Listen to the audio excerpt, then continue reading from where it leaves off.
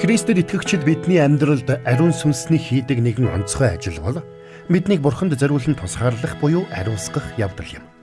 Христэд итгэгчид үүнийг ариун сүнсний ариусгалын ажил гэж нэрлэдэг. Тэгвэл хамтдаа нэвтрүүлгийн энэ удаагийн дугаараар доктор Стенли бидэнд ариун сүнсний ариусгалын ажил гэдэг нь чухам юу болохыг тодорхой тайлбарлаж өгөх болно. Ингэхдээ ариун сүнсний ариусгал гэдэг бол нэг талаас Христэд итгэгч бидний Христийн доторх байр суурь, харин нөгөө талаас бидний итгэлийн амьдралд тасралтгүй үргэлжилж байдаг үйл явц болохыг тайлбарлаж өгөх болно. Энэ бол Христэд итгэгч хүн бүрийн амьдралд ариун сүнсний заавал хийдэг гайхамшигтай ажил үлээ. Ингээд хамтдаа доктор Стенлиг угтан авцгаая.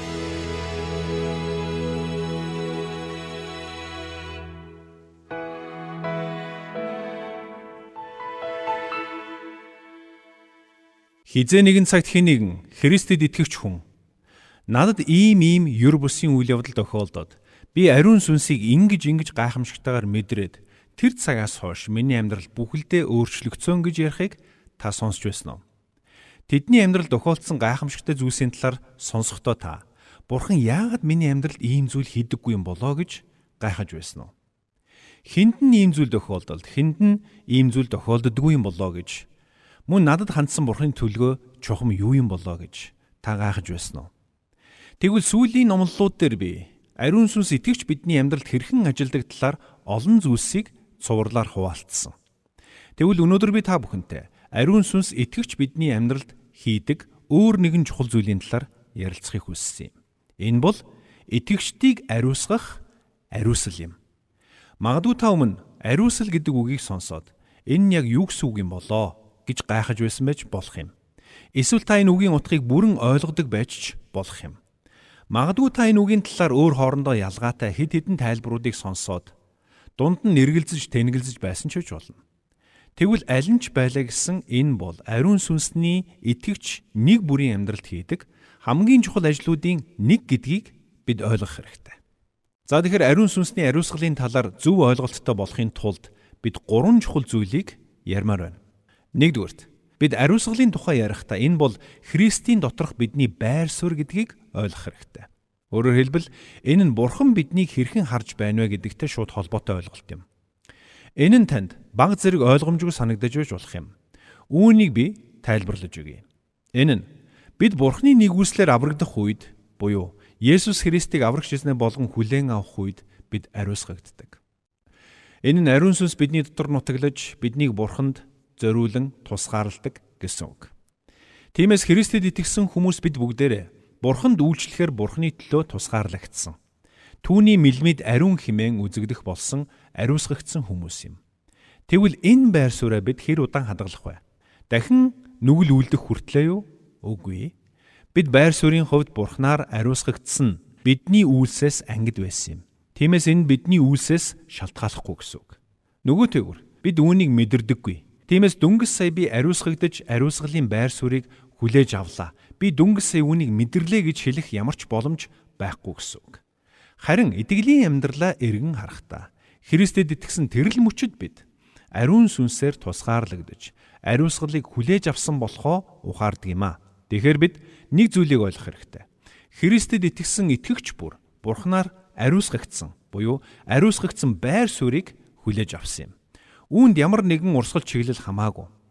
Энэ нь мөн ямар нэгэн мэдрэмжээс хамаарахгүй. Энэ бол Бурхантай барилдсан бидний мөнхийн барилгатай холбоотой юм.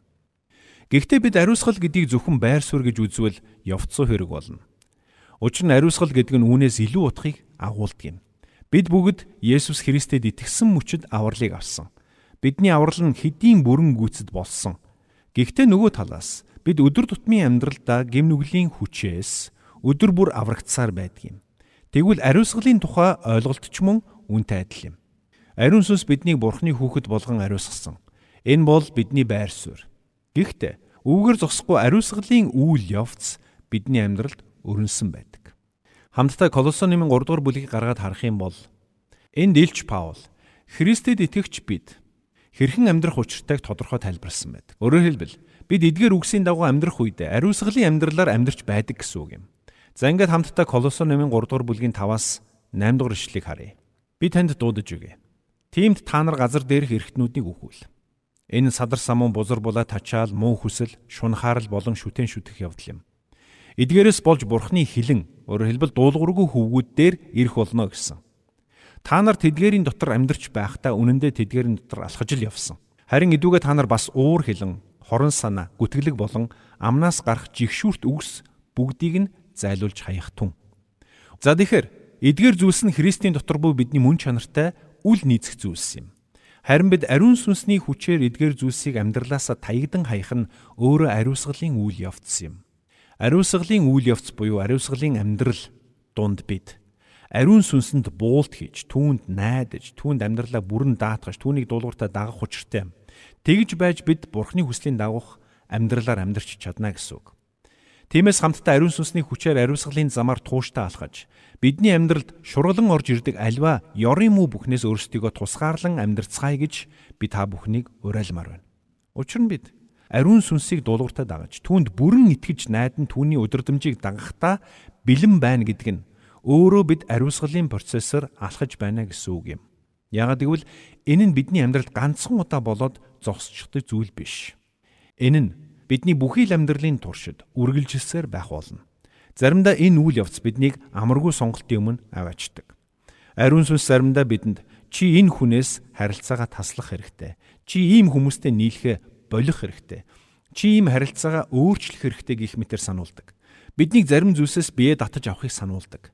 Гэвч энэ бидэнд заримдаа маш хэцүү санагддаг. Учир нь энэ ертөнц биднийг урайлан дуудаж, за альвэ бидэнтэй нэгдэлтэй, хамтдаа хөгжилдий, хамтдаа ийм зүйл хий, зугаацъя гэж уриалдаг. Харин нөгөө талд ариун сүнс бидэнд тийшээ буюу тэдэнтэй бүү нэгд, ийм зүйл бүү хий гэж ятгадаг юм. Тэгвэл жухамдаа яг л ийм нөхцөл байдал донд бид ариун сүнсийг сонсож дагах сонголтыг хийх нь чухал юм. Харамсалтай нь ариун сүнсэнд дуулуургүй байснаасаа болоод янз бүрийн алдаа гаргаж, элдэв зуршилд автаж, гэм нүгэлтэд орооцолдож, амьдралаа асуудал дунагсан итгэгч хүмүүс олон байдаг. Гэтэл ариун сүнс биднийг тэр бүх нөхцөл байдал донд Бурхны хүслийн дагуу хөтлөн дагуулж, биднийг ариусгахыг хүсэж байдаг юм. Гэвч үүнийг нь дуулууртаа дагаагүйс болоод өөрсдийгөө асуудалд оруулдаг. Үүндээ ариун сүнс ингэж л ажилдаг юм. Тийм ч учраас эзэн Есүс бидэнд ариун сүнсээ өгсөн юм. Ариун сүнс биднийг Бурхны хүслийн дагуу амьдрахад тусалдаг. Ариун сүнс бидний гэм нүглээс ангид байлгахын тулд ажиллаж байдаг юм. Хэрвээ чи өнөөдөр Есүс Христийг аврагчаа болгон хүлээж авсан бол энэ нь та ариун сүнстэй хамтран ажиллах үүргийг хүлээж авсан гэсэн үг юм шүү. Харин хэрвээ та түүнийг хараахан аврагч Есүснээ болгон хүлээн аваагүй байгаа бол та Бурхны өмнө Бурханд дуулуургүй амьдралаар амьдарч байна гэсэн үг юм. Таны амьдрал ариун сүнсээр ариусгагдж буй ариусгалын амьдрал биш байна гэсэн үг. Тэгэхээр Христэд итгэгчдийн хувьд, байр суурийн хувьд аль хэдийн ариусгагдсан. Тиймээс та мөнхийн авралыг аль хэдийн авсан. Гэхдээ та байр суурийн хувьд ийхүү ариусгалын байр суурийг хүлээж авсан гэдгээ тэр бүр мэдрэхгүй. Угаасаа үүнийг бид биш, Бурхан өөрөө бидний амьдралд хийдэг. Харин бидний амьдралын туршид ариун сүнсний хийдэг ариусгалын үйл явцын хувьд биднээс хамаарах зүйл олон бий. Бид ариун сүнсийг дуулууртаа дагах хэрэгтэй. Бид гэм нүглээ гимшин улаах хэрэгтэй. Бид эзний өмнө буун өгч өвдөг сүгддэг байх хэрэгтэй. Бид гэм нүглээсээ эргэж эзний хүслийг эрэлхийлж ариун сүнснээс зуурах хэрэгтэй. Тиймээс Христэд итгэгч бидний хувьд би ариун сүнсний дотор алхаж байна уу? Ариун сүнсээр удирдуулан амьдарч байна уу? Хэмээн өөрөөсөө асуудаг байх учиртай юм. Нөгөө төгөр бид ариун сүнсээр удирдуулахыг хүсэж тэмүүлэх үедээ зарим нэг хямралын үеийг туулах ёстой болдог. Үүнийг илүү сайн ойлгуулахын тулд би өөрийнхөө амьдралаас нэгэн жишээг ярих нь зүйтэй гэж бодож байна. Би өмнө олон удаа хэлж байсан. Би анх 12 настай байхдаа Христийг аврагч эзнээ болгон хүлээн авсан. Тэр үедээ би бүхнийг Бурхны хүслийн дагуу хийхийг маш ихээр хүсдэг байсан. Тэгэд хэдэн жилийн дараа Бурхан намайг сайн мэдээ тунхаглагч болохоор дуудаж байгааг ухаарсан юм. Тэгэд би биелэн сургуульд орсон. Заалгуул зохистой бүх зүйлсийг заалгаж сурсан. Гэсэн ч миний дотор Бурхны төлөө нэг юр бусын хүсэл байсаар байсан юм. Яг юу гэдгийг нь би хэлж мэдэхгүй байсан тэр үед. Зүгээр л би өөртөө байгаагаасаа илүү ихийг хүсэж байгаагаа л мэдэрч байсан юм. Тэгэд удалгүй пастор болсон. Тэр үед ч надад ямар нэгэн зүйл хэрэгтэй байгааг, надад ямар нэгэн зүйл дутагдж байгааг мэдэрсээр байсан. Энэ нь би ариун сүнсээр дүүрхийг маш ихээр хүсэж, бүр байж ядаж байсан. Уг нь бол би авралыг аваад олон жил болсон байсан. Ариун сүнс намайг хангалттай ариусгасан гэж бодож байсан юм. Тэгээс сүүлдээ би тэсэж ядаж Бурхан минь ээ, намайг сүнсээрээ дүүргэж өгөөч. Би өөр юу ч хүсэхгүй байна. Би таны хүслийн дагуу хүн байхыг л хүсэж байна. Би таны надаар хийлгэхийг хүссэн зүйлийг л хийхийг хүсэж байна. Тиймээс би өөр юу ч хүсэхгүй байна. Харин та ганцхан ариун сүнсээрээ дүүргэж өгөөч. Хэмээн би Бурханд хандан хашгирсан юм. Харин тэр мөчөд Бурханы ариун сүнсний дүүргэлтийг би Юрусын байдлаар мэдэрсэн. Үнэхээр гайхамшигтай ивэлийг би мэдэрсэн юм. Үнэхээр бид ариун сүнсээр ариусгагдаж, ариун сүнсээр дүүргэгдхийг маш ихээр хүсэх үед тэрэн заримдаа бидэнд маш хэцүү мэдрэмжийг өгдөг юм. Яг л маш ихээр өлсөж ундаассан хүн шиг. За мөн өөр нэгэн удаа надад ийм зүйл тохиолдсон юм. Тэр үед би пастрын үйлчлэлээ хийгээд олон жил болсон байсан. Бурхан миний үйлчлэлийг гайхамшигтайгаар ивэж байсан юм. Гэсэн ч зүрхнийхээ мухарт би өөртөө сэтгэл дундуур байсан.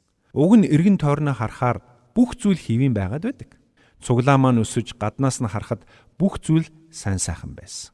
Гэхдээ би дотроо нэг л зүйл дутуу санагдаж байгааг мэдэрч байсан юм. Тэгээд би Бурханд хандан Бурхан минь ээ, надад юу дутаад байгааг минь илчилж өгөөч гэж залбирч эхэлсэн. Тэр бүхэл мацаг барин залбирсан. Бурхантай илүү ойр байхын тулд, Бурханыг улам ойр таньж мэдхийн тулд чадах бүхнээ би хийсэн юм. Удалгүй нэгэн бям гарагийн орой би гэрийнхээ арын хашаанд хэсэг сууж ном уншихаар шийдсэн. Миний ширээн дээр нэг ном нэлээд удчихсан байсан юм. Би тэр номыг уншиндаа гэж бодсон ч уншиж амжилгүй нэлээд олон хончихсан байсан. Тэгээд би тэр номоо уншия гэж бодсон. Тэр ном нь доктор Рэймонд Эдмондийн Тэд нууцыг олсон гэсэн нэртэй ном байв. Тэр номонд итгэлийн агуу бааtruуд итгэлийн амьдралдаа ямар сүнслэг зүйлсийг үзэж туусан тухай өгүүлсэн ном. Тэр хүмүүсийн хамгийн ихэнд Хадсон Тейлорийн тухай бичсэн байсан. Тэгээд би Хадсон Тейлорийн итгэлийн аяллалын талаар уншиж байхдаа түүнийг яг над шиг сэтгэлээр унаж, яг над шиг байдалд орж байсан болохыг нь олж мэдсэн юм. Бурхан минь надад ч гэсэн яг ийм мэдрэмж төрөөд байна шүү дээ гэж би дотроо бодсон. Тэгээд цааш нь түүний тухай үргэлжлүүлэн уншиж байгаад шууд л бүхнээ хаяад чин сэтгэлээсээ залбирмаар санагдсан юм. Тэгээд би тэр нэг бүлгийг бушуухан уншиж дуусгаад шууд л цементийн шалан дээр өвдөгс өгдөөд Бурханы өмнө нүрээр унсан. Тэр өдөр Бурхан миний зүрхэнд гайхамшигтай ажил хийсэн юм. Би тэр мөчийг хизээч мартахгүй. Тэр үед миний сэтгэл маш их хөдөлж найз нөхөддөө надад нэг зүйл тохиолдсон гэж хэлж байсан юм. Тэд юу тохиолдсон бэ гэж асуухад нь би сайн мэдэхгүй байна гэж хариулсан юм. Яг юу гэдгийг би тайлбарлаж мэдэхгүй байна. Би тодорхойлж хэлж чадахгүй байна. Бурхан миний зүрхэнд гайхамшигтай ажлаа хийсэн гэдгийг л мэдэж байна гэж хэлсэн юм. Тэр өдөр Бурхан надад түүний дотор байх гэдэг нь чухам юу гэсэн үг болохыг ухааруулсан юм. Энэ бол намайг ариусгасан ариун сүнсний ариусгалын ажил байсан. Ариун сүнс надад Бурхантай хэрхэн холбогдож, хэрхэн өдөр бүр түүний дотор ялалтаар дүүрэн амьдрахыг заасан юм. За тэгэхээр энэ мэд өөр тохиолдсон өөрийн мэдэрсэн зүйлсийг олныг ярьж болохоор байна. Нэг удаа нэм гарагийн цуглааны дараа номлолоо хийж дуусчихад Библи судлаа хийх гэж сууж байтал миний бие гинт муутсан. Би хөдөлж чадахгүй болсон. Тэгээ шууд л эмнэлэгт хүргэгдсэн юм. 3 хоногийн туршид би эмнэлэгт хэвдсэн. Надад юу тохиолдод байгааг би юусоо ойлгохгүй байсан юм. Тэгээд би эмнэлгээс гараад Флоридад 2-7 хоног амарсан. Тэр 2-7 хоногийн хугацаанд Бурхан надад өөрийгөө гайхамшигтайгаар илчилсэн юм. Энэ ч мөн Бурхан намайг ариун сүнсээрээ ариусгаж, өөрийгөө надад илүү гайхамшигтайгаар таниулсан онцгой тохиолдол байсан юм. Христэд итгэгчид би өөрийгөө Христэд зориулахыг хүсэж байна гэж ярьдаг. Мэдээж бид ингэж хүсэж чадлынхаа хэрээр хичээдэг. Гэхдээ юу гэж ариун сүнсний ариусгалын ажил биднийг Бурханд өөрсдийгөө илүү гүн гүнзгийгээр зориулж, Бурханыг илүү гүн гүнзгий таньж мэдхэд минь тусалдаг юм а. Тэр цагт Бурханы төлөөх хүсэл тэмүүлэл маань улам бүр нэмэгддэг. Бурханаар өлсөж сангах сэтгэл маань улам бүр хүчтэй болдог. Тиймээс бид Бурхантай илүү ойр дотно гүн гүнзгий нөхөрлөж чаддаг юм. Миний түрүүнд ярьсан 2-7 хоногийн тухайд бол тэр 2-7 хоног миний амьдралын хамгийн хэцүү 2-7 хоног байсан. Яг л Бурхан надад өдөр шөнөгүй өөрийгөө таниулж, илчлэн байх шиг надад санагдаж байсан юм. Намайг зүгээр л нэг өрөөнөөс нөгөө өрөө рүү орохоор явах зам зуурт Бурхан миний олон жилийн туршид ойлголгүй эргцүүлэн бодож байсан зүйлсийн утга учирыг харуулan ойлгуулж байсан юм. Нөгөө талаас энэ 2-7 хоног үнэхээр ивэлтэй цагууд байсан юм. Бурханы ариун сүнс биднийг ариусгасаар байх үед Бурхан энэ мэтчлэн бидний гайхамшигтайгаар дахин ивэж өрөөсөөр өөрийгөө улам гүн гүнзгийгээр илчлэн таниулсаар байдаг юм шүү. Тэр цагт та үүнийг хизээж битгий зогсоогоосой гэж хүсэж байна. Тэгэхээр Христэд итгэгчид бид анх Христийг аврагчаа болгон хүлээн авсан тэр мөчөд ариун сүнс бидний дотор нутаглах болж биднийг тамгалан биднийг байр суурийн хувьд ариусгасан байна. Бид энэ үйл явцыг тэр бүр мэдрэхгүй. Үнэн дээр Бурханы өгсөн гайхамшигтай сүнслэг ивэл өрөөлүүдийн ихэнхийг нь бид мэдрэхгүй өнгөрдөг юм. Тэгэхээр ариусгалын тухай ярихад нэгдүгürt бид байр суурийн хувьд аль хэдийн ариусгагдсан байна. Энэ бол биднээс үл шалтгаалan хийгддэг зүйл. Харин хоёрдугаарт бидний итгэлийн амьдралын туршид үргэлжлэн ариусгалын процесс буюу ариусгалын үйл явц нь явагдсаар байдаг юм. Энэ үйл явцад бидний өөрсдийн оролцоо чухал байдаг юм. Бурхан үгээр дамжуулан биднийг гим нүглээс ангижруулаад зогсохгүй. Өөрийгөө илүү гүн гүнзгий таниулдаг юм. Тэгвэл 3 дугаарт Христэд итгэгчид бид цаг нь ирэхэд төгс ариусгалыг хүлээж авах болно. Энэ тухай бид 1-р Тесалоник номын 5:23-аас унших болно. Илч Паул инхүү хэлсэн байна. Амар амгалангийн Бурхан өөрөө та нарыг бүрэн ариусгах тугай. Сүнс сэтгэл бие тань бүхлээрээ бидний эзэн Есүс Христийг ирэхэд гим зэмгүй хэвээр байх бол тугай. Тэгэхээр хамтдаа үргэлжлүүлээд 1-р Иохны 3-р бүлэг рүү очие. Энд Илч Иохан бидэнд нэгэн чухал зүйлсийг өгүүлсэн байна. 1-р Иохны 3-р бүлгийн 1-2 ишлэлдэр бид Бурханы хүүхдүүд гэж дуудагдахаар ямар их хайрыг эцэг бидэнд сойрхсныг хараач. Бид бол чухам энэ л юм. Биднийг ертөнц таньдаггүй нь түүнийг таньдаггүй учир юм. Хайртууд нь бид одоо Бурханы хүүхдүүд. Бидний ямар болох нь хараахан илчлэгдээгүй. Түүнийг илчлэгдэхэд бид түүнтэй адил болно гэдгийг мэднэ. Учир нь бид түүнийг байгаагаар нь харах болно гэсэн байна. Тэгэхээр энэ цаг нь ирэхэд бид бүгд Христтэй адил болон өөрчлөгдөх болно гэсэн байна. Энэ нь юу гэсэн үг юм бэ? Энэ нь бид бүрэн төгс ариусгагдана гэсэн үг. Бид байр суурийн хувьд ариусгагдсан, бид итгэлийн амьдралаараа ариусгалын амьдралаар амьдарч байна. Харин хожим цаг нь ирэхэд бид Христтэй адил болж бүрэн ариусгагдсан байх болно. Энэ нь бид гим нүглээсээ бүрэн ангиж ирч, бүрэн ариусгагдсан Бурханы хүүхэд болно гэсэн үг юм. Тэгвэл хизээ энэ зүйл болох юм бэ? Энэ асуултын хариултыг олж мэдхийн тулд хамтдаа 1-р Тесалоникийн 4-р бүлэг рүү очие. Есүс Христийг энэ дэлхий дээр дахин ирэх үед хэрвээ та бид амьд сэрүүн байж таарвал бидэнд ийм зүйл тохиолдно гэсэн үг юм. Ингээд хамтдаа 1-р Тесалоникийн 4-р бүлгийн 16-р ишлэгийг харъя. Учир нь эзэн өөрөө тушаалын уухай, тэргүүн тэнгэрлэгчийн дуу ба Бурханы бүрээнээр Тэнгэрээс бууж ирнэ. Тэгээд Христ дотор үхэрсэд эхлээд амилна гэсэн байна. Энд Христийг дахин ирэхээс өмнө бас нас орсон итгэгчдийн амиллын тухай өгүүлсэн байна. Харин түүнийг дахин ирэх үед амьд сэрүүн байх итгэгчдийн тухайд 17 дугаар ишлэлд инхүү өгүүлсэн байгаа юм. Дараа нь амьд үлдсэн бид тэдэнтэй хамт агаарт эзэнтэй уулзгаар үүлэн дунд өргөгдөж тинхүү эзэнтэй үргэлж хамт байх болно. Өөрөөр хэлбэл энэ мөчид бидний ариусгал бүрэн төгс гүйцэлдэж бид гим нүглээс үүр дангиж ирж Бурханы оршихуйд төгс ариунаар мөнхөд түүнтэй хамт байх болно. Тэр цагт бидний амьдрал дах ариусгал сая бүрэн төгс биелэлээ олох болно. Тэгэхээр Христэд итгэгчид бидний ариусгалын талаар өөр хоорондоо холбоотой 3 чухал ойлголтыг бид үзлээ. Эхнийх нь Христэд итгэгчид бид байр суурийн хувьд ариусгагдсан байна. Энэ нь Бурхан бидний Христэд итгэсэн мөчид өөртөө зориулан тусгаарласан гэсэн үг юм. Тиймээс энэ тал дээр бид санаа зовох шаардлагагүй гэсэн үг. Учир нь Бурхан өөрөө үүнийг хийдэг юм. Мөн 3 дахь ойлголт буюу хожим бидний амьдралд биелэлээ олох бидний төгс ариусгалын тал дээр ч бид санаа зовох шаардлагагүй байна. Учир нь энэ ч мөн биднээс үл шалтгаалan биелэх юм. Есүс Христийг дахин ирэх үед энэ нь биелэлээ олж бид Христтэй мөнхөд хамт байх болно. Харин энэ хоёр ариусгалын дунд бид өдөр тутмын итгэлийн амьдралдаа мөн л ариун сүнсээр ариусгадан амьдрах болно. Энэ нь бид ариун сүнсийг дуулууртай дагаж түүнтэй хамтран ажиллаж, түүнд түшиглэж амьдрнаа гэсэн үг юм. Харин ариун сүнс биднийг ариусгаж, бидний нүглээс ангижруулж, бидэнд анхааруулан сэрэмжлүүлж, бидний ялган таних чадварыг хурцлсаар байдаг. Энэ эцсийн дүндээ биднийг Бурхны ивэл ёроолоор дүүргэж, биднийг Бурхантай илүү ойр дотно гүн гүнзгий нөхөрлүүлэхийн тулд юм. Тиймээс бид Христтэй улам илүү дотно нөхөрлөж, Христийн төлөө өөрсдийгөө улам илүүгээр зориулах болно. Тэгвэл та итгэлийн амьдралдаа ийм ивэл ёроолыг хүсэхгүй гэж үү? Үүний тулд та мэдээж хамгийн түрүүнд Есүс Христийг өөрийн аврагч эзнээ болгон хүлээн авах учиртай. Учир нь Есүс Христийг аврагчаа болгон хүлээн авсан тэрл мөчид чинь ариун сүнс таны амьдралд буун ирж, танд бурханлаг амьдралаар амьдрах хүчийг өгөх болно. Энэ бол ариун сүнсний үндсэн үйлчлүүдийн нэг. Тиймээс хэрвээ та хараахан түүнийг аврагчаа болгон хүлээн авч амжаагүй байгаа бол тэр шийдвэрийг яг одоо гаргаасай гэж хүсэж байна. Түүний өмнө гим нүглээ гимшиж, түүнээс гим нүглийн уучлалыг хүлээн аваасай гэж хүсэж байна. Үүний тулд та түүний өмнө очиод чин сэтгэлээсээ залбирахад л болно. Жишээ нь Есүсээ та миний төлөө амиа өгсөн гэдэгт би итгэж байна.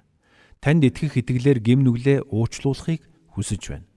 Хувиршгүй, нөхцөл болзолгүй хайрынхаа улмаас намайг өөртөө хүлээн аваач хэмээн залбирахад л болно. Тэр цагт таны дотор ариун сүнс нутаглах болно. Тэр цагаас эхлэн ариун сүнс таны амьдралд ариусгалын ажлаа хийж эхлэх болно. Хэрвээ ариун сүнс танд ямар нэгэн буруу зүйлийг амьдралаасаа авч хаяхыг сануулах юм бол та түүнийг нь хэрэгжүүлэх хэрэгтэй. Тэгвэл таны амьдралд ариусгалын процесс явагдах болно. Харин хэрвээ та дуулуургүй хандаж үгүй гэж хэлбэл та ариун сүнсийг гомдоож, ариун сүнсийг бөхөөх болно.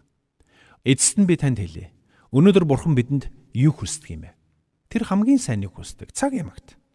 Харин Бурхан бидэнд хүсэж буй сайн сайхныг хүлээж авахын тулд бид ариун сүнсэнд дуулууртай байж, түүнд буун өгч, түүний хүчээр Бурханы алдрын төлөө үйлчлэн амьдрах ёстой юм. Христэд итгэгчид бид итгэлийн амьдралаа өөрсдийн хүчээр туулах боломжгүй гэдгийг доктор Стенли бидэнд сануулж байна. Тиймээс ч Бурхан бидэнд ариун сүнсээ өгсөн. Тэр л ариун сүнс бидэнд цаг ямагт зааж, сургаж, биднийг удирдан чиглүүлж байдаг. Хэрвээ бид түүний удирдамжийг дуулууртай дагуул, бидний амьдралд түүний ариусгалын ажлууд хийгдсээр байх болно. Энэ нь эргээд итгэгч бидний хувьд бурханлаг амьдралаар амьдрах гол түлхүүр гэдгийг доктор Стенли бидэнд сануулж байна. Гол түлхүүр нь ариун сүнсний хүч чадалд төвшиглэн амьдрах. Хамтдаа итгэлийн амьдралдаа ялалтаар дүүрэн байх энэ нууцад суралцсан амьдралаараа Бурхныг алдаршуулан амьдарцгаая.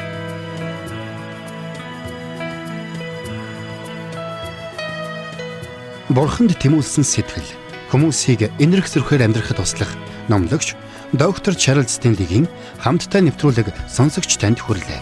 Нэвтрүүлгийг дахин сонсохыг хүсвэл Итгэл радио.com-оор зочлоорой. Бидэнтэй холбогдохыг хүсвэл 8085 99 тэгтэг дугаард хандаарай.